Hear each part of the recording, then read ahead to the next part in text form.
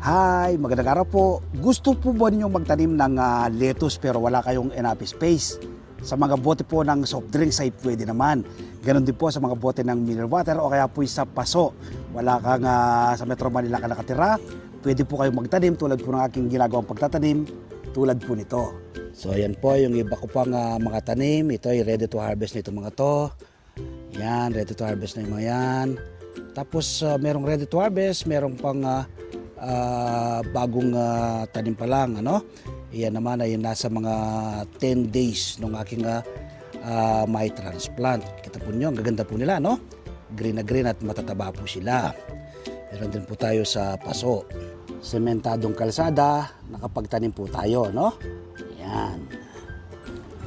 Ito naman po sa bote ng mineral water at ready to harvest na, no?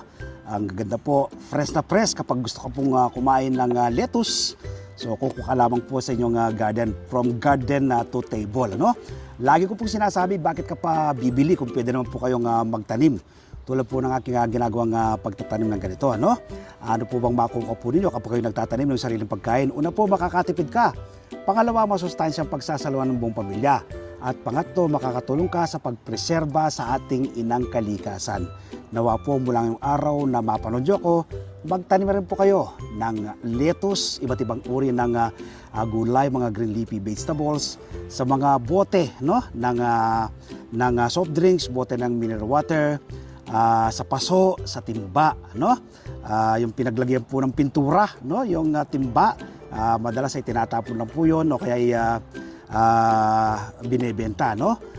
Sa murang alaga, pero mas mapapakinabangan po ninyo kapag po kayo ay nagtanim ng ganito tulad po ng aking ginagawang pagtatanim. Nawa po mula ngayong araw na mapanood nyo ko, magtanim rin po kayo ng sariling pagkain tulad po ng lettuce. Salamat po.